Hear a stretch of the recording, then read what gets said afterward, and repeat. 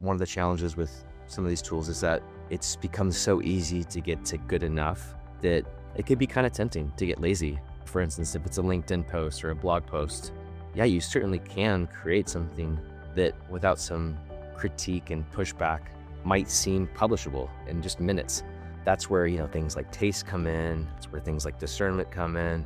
It's where things like, well, am I happy with publishing a 70% good thing? I think that's super interesting to give yourself something to react to and then see where you want to take it.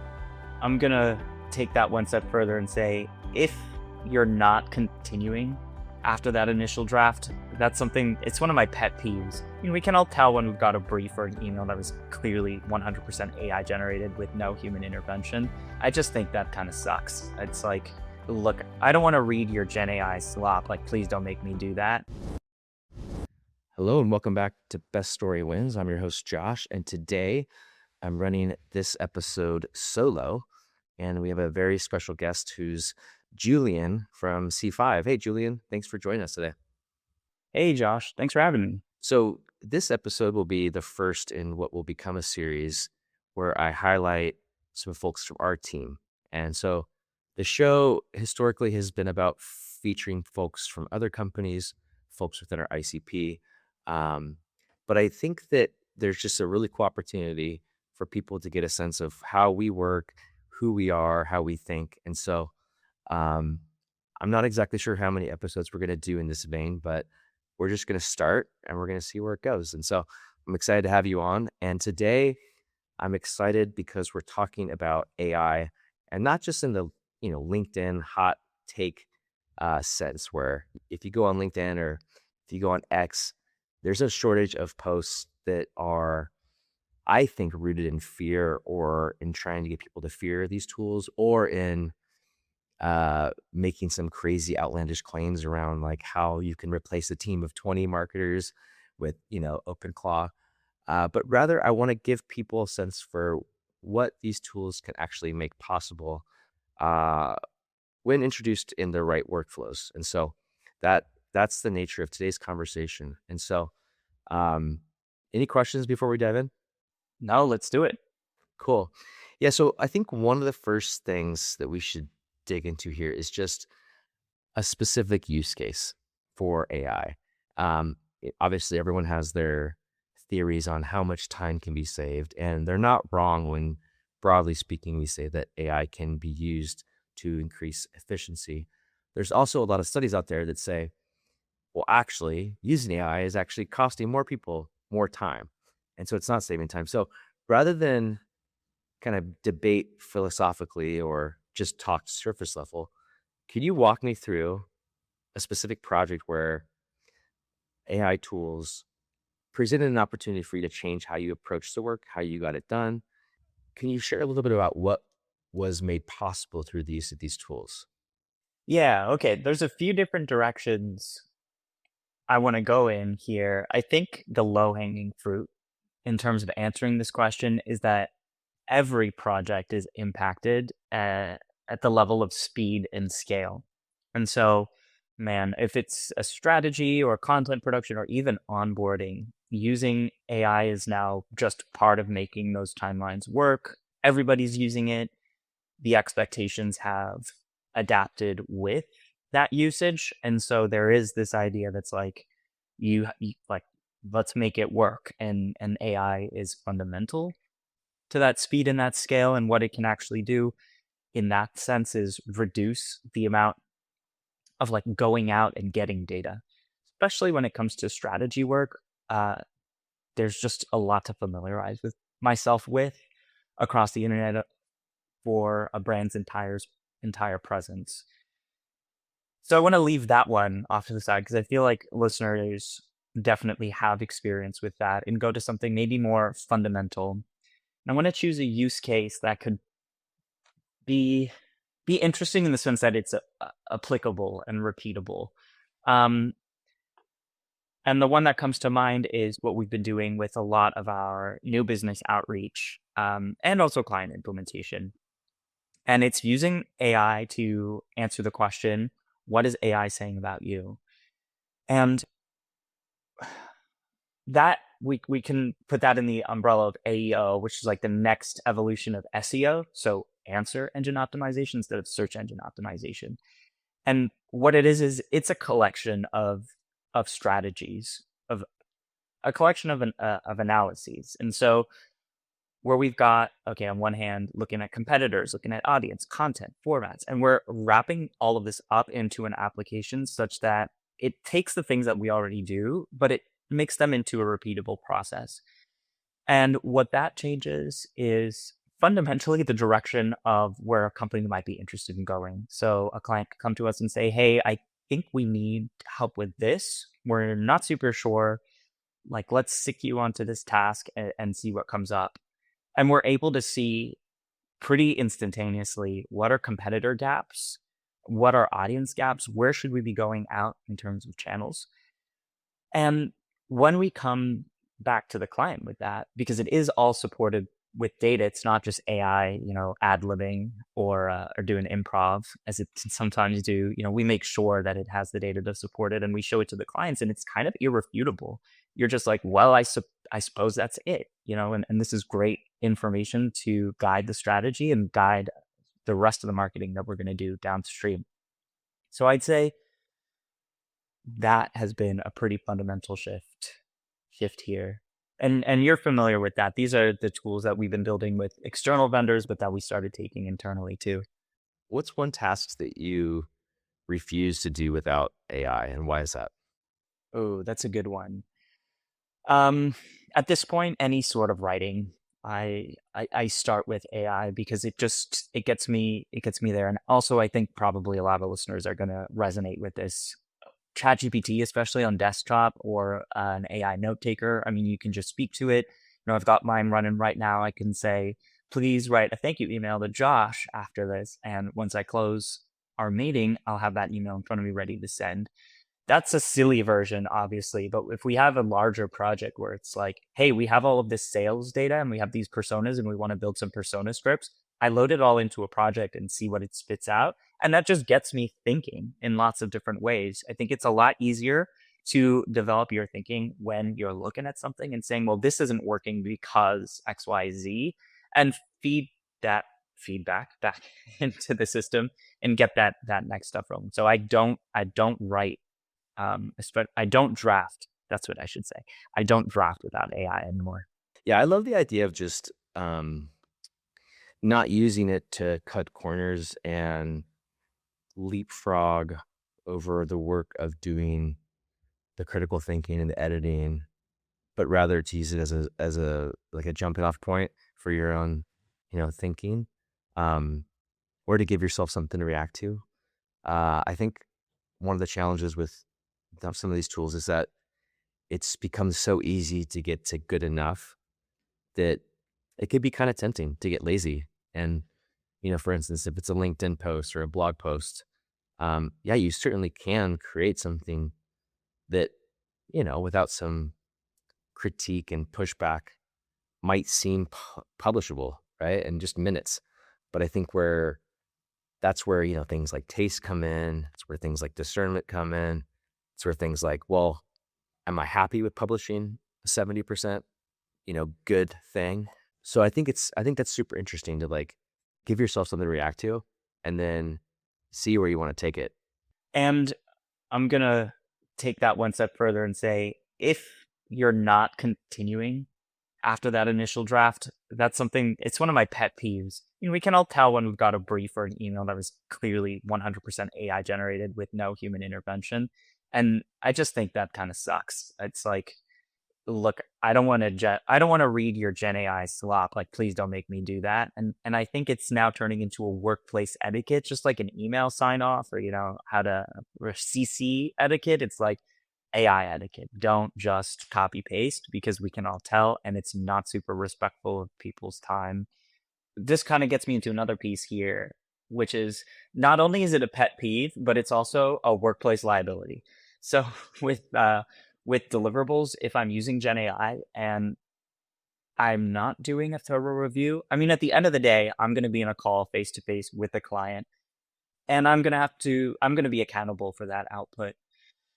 And if I haven't gone in, I mean, I don't even want to consider that case. It's just like it is my responsibility to be able to speak to the work as if I had done it and that I should be the one doing it. And if I'm using AI as a tool is all it should be. And then it can be kind of, risky to take chances with the AI output. Absolutely. Has AI ever steered us in the wrong direction on client work? And can you walk us through what took place and what we learned? I think the first thing that comes to mind is how AI can steer you wrong at a personal level. One of the things that can happen is, especially when I'm embarking on a large task or a large client project, it can be tempting to say, do I kick it off with the AI or do I kick it off with myself, doing it manually? And it's not clear what the pros and cons are going to be. But if I kick it off with the AI, what I've noticed can sometimes happen is it is consistently going in the wrong direction. And and I'm sinking time into trying to get it into the right one. So it turns into this sunk cost. We trigger the sunk cost fallacy where it's like, well, if I just feed it this or I yell at it in this way, um, it'll understand what I want and it'll do better. And that can be pretty problematic. I think one of the things that's difficult is with all of the change, it's our job as an agency or as consultants to stay ahead of the trends. And so we are trying to look for signals that are not sometimes not yet totally validated in the market. But for a client who's particularly gung ho about staying on the cutting edge, we might have to go forward with a project that we're not super sure is going to deliver um, the results claimed. And so what can happen sometimes is, if we follow a client's whim and try to go to the end of their vision with how AI should be used in this new cutting edge way, we just might end up in a place where everybody's a little bit disappointed by the results. And as a result of that, the relationship is what takes a hit. Um, Still figuring out how to navigate that. I think moments like that have taught me that as the expert in the room, our clients, to some extent, they want us to tell them what to do, and how to think. And so now when I get these very ambitious requests, my perspective is, what's the goal, and can we find a way that we know will achieve it? And that way we can end, everybody's happy, and the working relationship is still great. What about in terms of like where the use of AI is the most underrated? And that could be in terms of creative production or strategy. Is there something, or is there somewhere along the the the process of making things that you're like, man, people aren't using AI for this, but they should be? Yeah, totally. I really like this question because I think there are so many different uses for AI. And sometimes I talk to people and I hear, well, I'm not even using an AI note taker. And at this point, I think that's wild. But but something that feels a little bit more relevant to me is Claude Code. It's really this idea that we're at a place now where standing up a website on a server on a link that you own takes like 10-15 minutes, and it demands a lot of creativity. Look, I understand that opening the Claude Code terminal, it can feel daunting, and like the learning curve is kind of steep at the beginning, but it goes away, I'd say, in a matter of hours. And also, when people talk about like jobs getting replaced, I do think IDEs like Claude Code and Cursor, Copilot, I think that's where we see what's at stake here and maybe what changes we can expect. But really, the way that I kind of sum this up is, if you're doing something repetitive in your job, just describe it to Claude Code and it'll build you a pretty convincing version of it.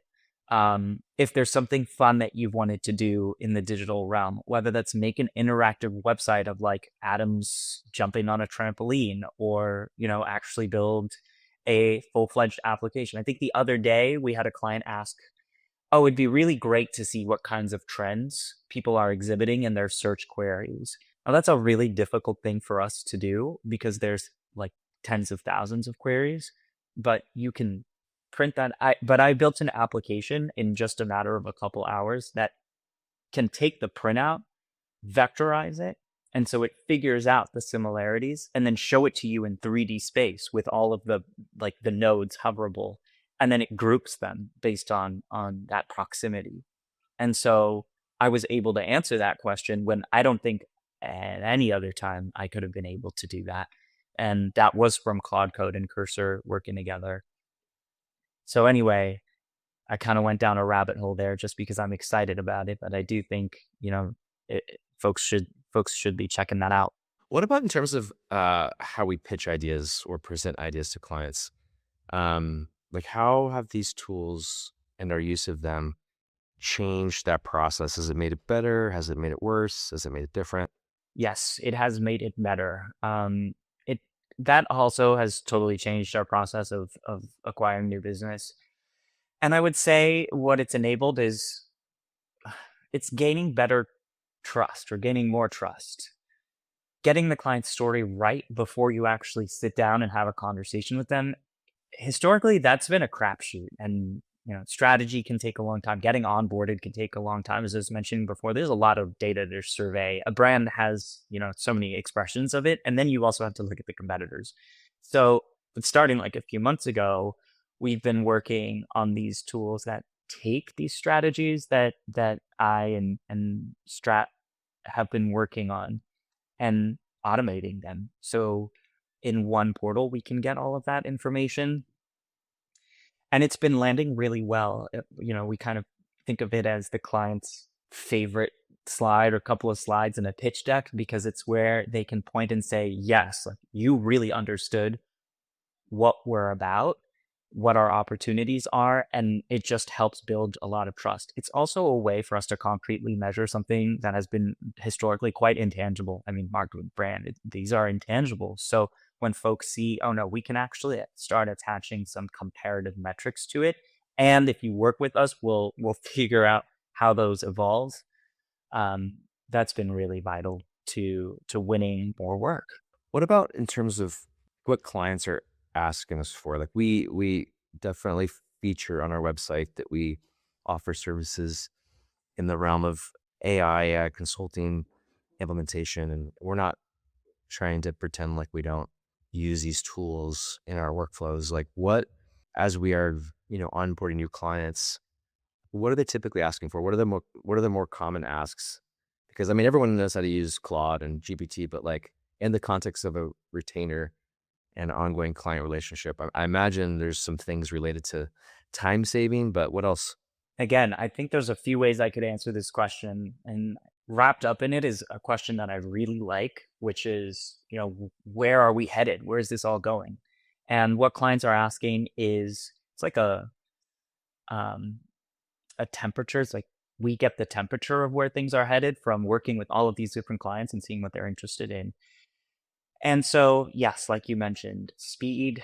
Um, some clients are aware that a lot of their traffic is getting eaten up by AI, and so they are curious to know, what is AI saying about me? How do we figure that out? How, when we launch a brand, a product, or a company, how do we make sure we're using those insights to best position ourselves? I think at a concrete level, that is what folks are asking, but laddering it up to where we're heading and what those questions represent is, for me, this sense that software businesses are they're going to get smaller. Like, this is a cultural shift. Yes, folks expect us to go faster. They expect us to get them very quickly. They expect these relationships to be very personal and trust based. And I think that's all really reflective of what I was just talking about. The fact that, like, with Claude Code, you can actually build a software product and launch a business within 2 weeks. That is changing the culture of how to grow businesses and therefore how clients are talking to us. So businesses are going to get smaller. Cultures are much more executional. The moat of software companies is relationships, especially when it comes to sales and B2B. It's just relationships. At a larger level, this is also having impacts on the hireability, the hiring process. I mean, we're an agency, so we kind of go through a version of the hiring process with each new business we speak to. And I think for a lot of B2B companies, that that's similar was just on a call with someone who was asking us like personality questions, personality quiz questions, the way you would get in a job interview. And so seeing some of these these morph, I think, is reflective of this broader cultural shift. Now, I could keep talking to that, but I'm going to pause there because I think we can get to it some in another question. Yeah, I guess let's pivot there a little bit. So I want to talk about the the hot takes. I know how I framed the conversation here. We said we weren't going to be focused so much on hot takes, but I'm curious as someone that is using AI day in day out, not just for fun but for work. And you're delivering real value with the applications and our workflows. Um, what's a trend around the use of AI or a narrative that you keep hearing people parrot on LinkedIn and or X that you're like, man, that could not be further from the truth? Yes, yes. Um, when you go on LinkedIn and you see these posts that are like, look at this workflow that I've built. It does this crazy thing. You click a button and it does that and then that and this and that. And at the end, you get like, I don't know, some magical output with everything you could have ever wished for. I also hear that spoken about in terms of AGI. It's just gonna go do it. It's gonna be generally intelligent. It's just gonna know. I think this is exemplary of a misunderstanding of what AI is and how it works. One thing I like to tell clients a lot is the T in GPT stands for transformation. You have to give it something to transform. And if you don't, it's going to make it up. Like ultimately with AGI, AI is it's automation. It's a way of encoding strings of decisions. So, the greater the automation, the more decisions are being made on your behalf. And that's a liability. Like I was talking about earlier, when it comes down to the wire, you're the one accountable for the work. So even, you know, even if AI did it, and in those high stakes situations, it it starts to be, AI being your decision maker is indefensible. Um, when I try to over automate things, and it's happened before, it comes back to that sunk cost fallacy. When I try to over automate things, I spend so much time playing catch up and like second, like just reviewing the work at each step, especially if it's opaque. And I'm not, now with ChatGPT and Claude, you can't actually click into the thinking process and see what it's doing. Um, that's a liability for me. So if it's saying things about a business and then I have to go and manually second guess it, I'm second double check it. I'm mixing up these phrases here. But yeah, fundamentally wrong. AGI gonna automate these huge workflows. I'd say be careful because you're the one who's responsible for the outputs at the end of the day. So, what do you think about in terms of how AI is impacting the quality of work across the board? Do you think it's, and there's a lot of commentary on this, but do you think it's raising the floor, raising the ceiling, or both? And what does that mean for the kind of work that we do? I think that's an interesting question because I also want to bring in another actor, which is the actual client and the client's budget. Um, so I think with AI, and we see at the C-suite level, we see this on projects that we work on. We work on a lot of executive thought leadership for tech companies, and we see this really intense pressure from boards and stakeholders to reduce costs, and that AI is supposed to reduce cost. And so it's this weird balance. Yes, AI has increased everyone's agency, everyone's ability. We can all do more with the same amount, and it's awesome when we can use it to the fullest extent. So I think more. And then when we look at these mandates that executives are facing, and then subjecting, I would say, their employees to the tighter. We see this with clients, tighter budgets, faster turnarounds. It kind of cancels out the more. So depending on how those two are balanced, who's operating the AI, who's operating the budget, it's also kind of crapshoot. Well, how has AI changed the way that you think about your own skills? Like, has it made you want to get better at certain things, or Are there certain things that you look back on your career and you go, man, I really thought those things were important, but like now I don't see that to be the case? Yeah, I also could I think there's a lot of great ways to answer this question. I mean, some folks might disagree here, and I welcome that. I was always pretty anxious about not knowing how to do pretty entry level CS stuff, like launching a server or knowing what DNS meant. I mean, that's real basic.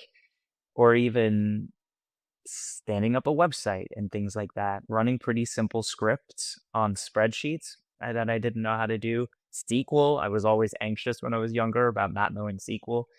And now all of a sudden, I don't need to. Now that's the part folks might disagree with, but I can get by with AI helping me. Um, and so I think that's one of the things that I see as being really different. And now I can focus on the higher level. When I look at kind of the progression of my career, what has always helped me the most or helped me progress and move up is that high level thinking and execution. And you don't really need SQL or know how to like write HTML to do that. And so I get to spend more time thinking about those things. And then actually, as I use those tools and try to embed my knowledge and my processes into those tools, I get to really scrutinize the way that I think and my processes in a way that I don't see a lot, that I don't see with clients. You know, previously when I was at Disney, I kind of had the feeling that some deeper understanding in the way we executed our marketing process, some deeper understanding was missing, and that somehow we were kind of missing some opportunities here and there. But of course, now it's our job to make sure we nail those opportunities. But now, without while I can clear all of those other skills that I don't have off the table because I have tools and help, I get to focus on asking those questions and making moves that I think are just much more beneficial to the task at hand. Yeah, that's good. What's the question about AI at work that nobody's asking that they should be asking? I think the first thing that floated up to my mind here, which might be the right one, is what can we do with it? I think there is a lot of reticence around AI, and not because, people are afraid it's going to take away their jobs. It's just, it is a new thing to learn, and learning takes effort. And I think it's not always the most exciting uh, tool to use, or it's, what we're applying it to. But anyway, I just think it should be daily top of mind. I would love to see more tinkering from folks internally and externally. And this kind of goes back to what I was saying about the cultural shift. I mean, I still from time to time have, 7-person calls where we deliberate a small deployment of code that we've been talking about for like 5 weeks.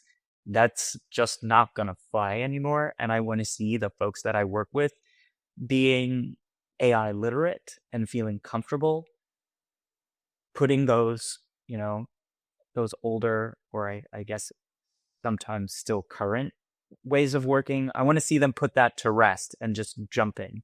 And sometimes it is a little messy. Some companies can have more intense shackles than others, but if you're not shackled, just really go for it because I also think it's good insurance. One of the things that I'm constantly thinking about is this idea of like new world versus old world. Uh, I don't think that's the best terminology, but it's kind of what I came up with to describe like workflows pre AI and post AI. And for instance, we talked a little bit earlier about how we need to be using tools like Claude and GPT to kind of get us to a first draft quick, so we could scrutinize and kind of you know see what else needs to be improved upon. Um, and I was talking to someone the other day about how they were getting something made, and it was like it just reminded me of like how we had always done things, and it was like pre GPT rollout, right? And like I don't know, I mean, it was a watershed moment. Like we'll just own that, right? Um, they use these tools, And someone was explaining to me, like, how they were gonna get something done, and I was like, "That is such an old world way of doing things, like, pre-assembly line." And that was, like, the big thing with, the rise of capitalism is, and it's not the only thing, but it was one of the big changes that came about was people went from creating things, whatever that widget was, like, one thing at a time, to putting things on, conveyor belts and developing systems to assemble things in a mass production setting, right? And that that change basically is what led to the prosperity that at least Western nations have experienced for the past 300, 400 years.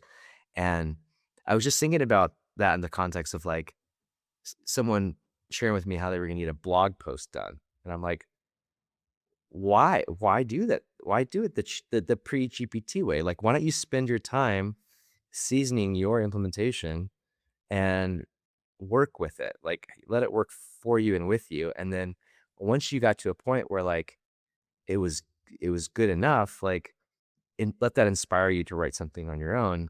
And they were telling me how they were like going to brief this person and let that person come back with a first draft and let that person, you know, get their feedback and then incorporate that feedback. And it was like it's like a 3-week lead time on like a blog post. And like obviously like using tools to do certain things isn't sensible, but like when it comes to a blog post, like there's no reason why you can't have everything you need like that same day. So if like you can create something in a day, why take 3 weeks and do it the old world way? Like, is that something that you've come across and you're like, what are we doing, guys? And I think one of the keys of using AI well is like knowing when to use it and when not to use it. But there's just certain things that are like, did you not get the memo? Like we've been in this space for 4 years, you know? Yes, it is. And I'm not sure if this is a good thing, but my mind definitely does jump to that replacement bit, where when I see folks doing that or businesses doing that, I get this sense of like, oh, I wonder how long you're going to be able to keep that up for. And transparently, I mean, we also have to think about this an ethical standpoint, as we, you know, our interactions are professional, so we're directing business and money and salaries and pay in different directions. And I saw recently on a project that we did where it was gonna go to a freelancer, um, and then at the last minute, before the contract was sent out, of course, we took it internal. And I remember, we did have a little bit of a discussion about that, like, hey, is this going to be something regular? And we have to think about what that means for this human that we work with. And so that's why I'm like, I just urge folks to experiment. The insurance thing is kind of a joke, but I do think, when it comes to just making these interactions smooth and easy, it's like setting ourselves up for success is not just, are we staying in the game as a company, but are we staying in the game as an individual? I think there was something I wanted to add on that company level, which is, if we're not tinkering or we're not experimenting, someone else is, and we're going to lose business to them. So I think this is another way of saying that, replacement concern, that at an individual level and taking it up to the organization level. And for the first time, I think before a pitch that we had this morning, someone had taken our pricing calculator that's in a spreadsheet and put it in a nice branding page. And that was part of our presentation. And when we were getting feedback from the client, they were like, you are our favorite. And transparently, you showed us how the pricing worked. Like, this isn't just a black box. And that was a moment to celebrate, of like, we tinkered, we gave it a shot, and we outcompeted. And so I think it's just like, maybe it's because I'm working on this day in and day out, but I think it's real. And um how we take care of ourselves and the folks kind of in our ecosystem, it's related to how we use AI. Yeah, that's great, man. One thing I'm curious to chat about and even get your sense on is, And we talked about the moat and we talked about the ease of standing up a business, getting deliverables out, etc. We also see software companies, they're not now just competing at the relationship level, although that does expose like, a lot of professional and maybe even some class dynamics that go on. But we also see those tech companies moving into a realm of competing in asset diversification. So it's not enough to just be an open AI and a Claude today. If you're a tech company, you're also looking at being a data center company, a construction company, real estate, water, energy. And we see that, in a P&L, this is like a much greater diversification in assets than we've seen before, which were pretty much just some servers and the product. And so in that, we're getting more complex valuations of these firms. And it's also changing the way that investment is flowing. Is it enough now to go out with an idea that's just a software company, or do you have to be, competing on the full stack and having interesting perspectives on that too? Um, what does that mean for the funding amounts if you have to be a hard tech or a hardware company as well as a software company? So these are things that have been rattling around in my brain, especially as we do a lot of competitive analyses. First of all, I don't know the answer to all of that, but I would say that I think there's a lot of interesting opportunity in partnering or in, if you're an investor, retail or otherwise, um, if there's companies that basically do some of that work that these larger software companies don't want to handle, whether it's data. There's a company called Iren, IREN, that I'm an investor in. I don't know if you've heard of them, but and there's another one called Cipher, CIFR. Those are their tickers as well. These are interesting. Well, actually, Cipher's is CIPHER, but CIFR is their ticker. But in any event, like these companies exist really to provide support to larger companies that maybe don't want to go full uh full vertical integration into basically all of the parts that are required to really, you know, create infrastructure for a business, physical, virtual, or otherwise. And that's where I think a lot of opportunity is. I do think that Mark Andreessen talks about this all the time, but like we're at a point right now where like the puck has moved to hardware companies, and that's where a lot of interest is right now. It's SaaS is definitely still a thing. SaaS is still definitely not going anywhere. But in terms of where folks are excited to invest and spend their money, I think it's, yeah, the AI companies and the companies that are doing hard tech, whether that's Anduril, which was down the street from where I used to live in Costa Mesa, companies like Archer, companies like SpaceX. I think that it makes sense, right? Because these companies are doing something versus just, in some cases, providing a very simple, uh, service to everybody.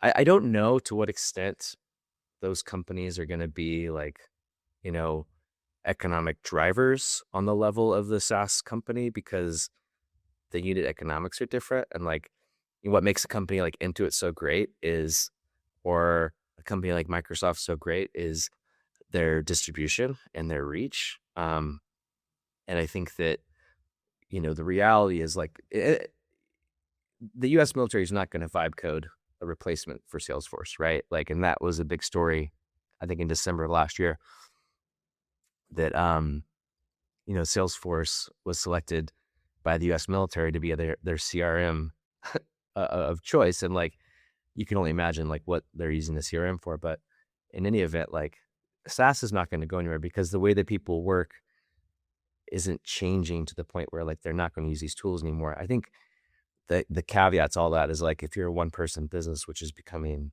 more and more popular, yeah, you're not going to use a Salesforce. So you're going to vibe code something. But like at a certain level of sophistication, um, the risks are too great. So I don't know. I feel like I kind of went down a rabbit hole there, but I think No, it's similar. It's like software is getting artisanal. Yeah, that's our episode tagline. well, that's part of it. I think. we're seeing a really interesting thing right now in the market, which is like a lot is consolidating with the hyperscalers. Like, so, Meta, Amazon, basically a lot of the FANG companies, minus, Netflix. I think we're going to see a bigger consolidation with companies like that in terms of just market share and revenue and, depending on CapEx profit.